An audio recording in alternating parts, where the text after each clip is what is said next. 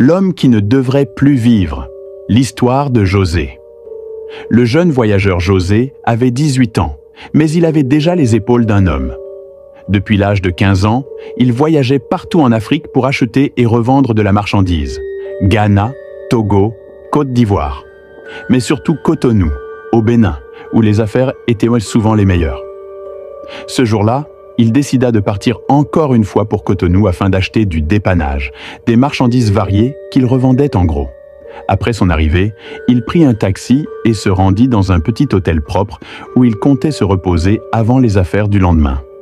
Au restaurant de l'hôtel, il fit la connaissance d'un monsieur ivoirien, un commerçant sympathique, bavard, qui lui expliqua qu'il venait lui aussi pour acheter des marchandises. « Frère, demain matin, allons ensemble au grand marché de Cotonou, » proposa-t-il. José accepta. À 7h30, ils arrivèrent dans le plus grand marché de la ville. Il y avait du monde partout, du bruit, des vendeurs criant leur prix, des motos qui frôlaient les passants, l'odeur du poisson fumé, de la poussière et des épices. Mais rapidement, ils se rendirent compte que les prix étaient trop élevés. Partout, les commerçants refusaient de baisser leurs tarifs. Alors le monsieur ivoirien dit « Ne t'inquiète pas, je connais un grand monsieur ici, très célèbre à Cotonou, un homme qui possède plusieurs magasins. Lui, il donne toujours de bons prix. Je vais le contacter. » Il appela sur le champ. Après quelques minutes, il raccrocha, satisfait. Il dit de venir demain à 18h. Là-bas, tu vas faire une affaire que tu n'as jamais faite. Les deux hommes retournèrent à l'hôtel, pleins d'espoir. Le lendemain à 18h, un taxi les déposa devant un grand magasin très propre, bien organisé, preuve que le propriétaire était riche. Le monsieur ivoirien dit « Attends ici, je vais parler au patron d'abord. » Il entra. Quelques minutes plus tard, José leva les yeux, et son sang se glaça. Le monsieur ivoirien sortait, avec un homme que José connaissait très bien. Cet homme, c'était Alexis, son oncle maternel, un homme mort depuis 20 ans. José sentit sa gorge se nouer. Il devint froid comme la glace. Il reconnut le visage, les gestes, la cicatrice, la manière de marcher. C'était lui, sans aucun doute. Mais Alexis fit semblant de ne pas reconnaître José. Le monsieur ivoirien dit « José, viens saluer le patron. »« Non, je ne me sens pas bien, » répondit José. Alexis, toujours calme, dit « Ce n'est rien. Demain, revenez prendre vos marchandises. Je vous laisse tout cela à 500 000 francs CFA, alors que ça coûte 2 millions. Mais partagez avec José. Je n'aime pas l'injustice. » Ils rentrèrent à l'hôtel. José tremblait encore. Le soir, José demanda au monsieur ivoirien « Depuis quand tu fais affaire avec ce monsieur ?»« Depuis longtemps. Tout Cotonou le connaît. Il s'appelle Alexis. » José devint livide. « Moi aussi, j'avais un oncle Alexis, mort il y a 20 ans. Et c'est lui que tu as vu aujourd'hui. » Le monsieur ivoirien rit d'abord, puis comprit que José était sérieux. José appela immédiatement sa mère. « Maman, j'ai vu tonton Alexis aujourd'hui, vivant. » Sa mère resta silencieuse, choquée. « Ce n'est pas possible.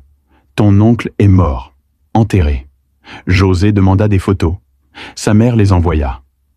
Quand José compara les photos avec le patron, son cœur s'arrêta. C'était exactement lui. Le monsieur ivoirien, horrifié, confirma. « Lors du prochain rendez-vous, je vais te filmer de loin.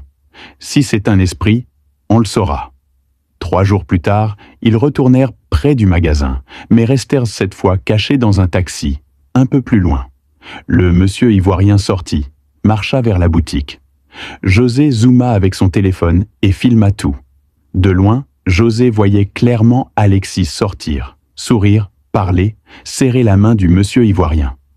Il voyait même les cartons être remis. 1 heure plus tard, ils retournèrent à l'hôtel et regardèrent la vidéo. Ce qu'ils virent les paralysa. Sur la vidéo, on voyait le magasin, la rue, les cartons, le monsieur ivoirien. Mais pas Alexis. Le monsieur ivoirien parlait seul, faisait des gestes vers le vide. Et pourtant, les cartons bougeaient réellement. Le monsieur ivoirien hurla « J'ai parlé avec un mort, j'ai serré la main d'un mort. » José, bouleversé, appela sa mère. Elle décida de venir à Cotonou avec ses frères. 2 semaines plus tard, toute la famille arriva à Cotonou. Ils allèrent directement au magasin d'Alexis. La vendeuse dit « Le patron est dans son bureau. Entrez ». Quand la famille entra, Alexis était là, assis à son bureau. La mère de José s'écroula presque. « Alexis » murmura-t-elle. Alexis leva les yeux. À cet instant, la lumière du bureau devint étrange. L'air se refroidit. Son visage devint flou, comme une image brouillée. Puis, sous les yeux de tous, Alexis disparut. La vendeuse hurla. La famille s'enfuit dehors en criant. Des pasteurs arrivèrent. Ils demandèrent où Alexis vivait-il. La vendeuse les conduisit à la maison de sa femme. La femme d'Alexis dit « Mon mari vit ici. Il dort dans notre lit. Il joue avec nos enfants. » Elle montra des photos. Sur chaque photo, on voyait la femme, on voyait les 2 enfants, on voyait le décor, mais jamais Alexis. Sur certaines photos, on voyait même un espace vide entre eux, comme si quelqu'un devait être là. Elle s'effondra en larmes. Les pasteurs dirent « Cet homme est mort, mais il continue de marcher parmi les vivants. Il faut retourner à son tombeau. » La famille repartit dans leur pays. Au cimetière, ils firent une grande prière, pour briser les pactes, pour libérer son âme, pour qu'il ne trouble plus les vivants. Un vent frais souffla. Le poids sur leur cœur disparut.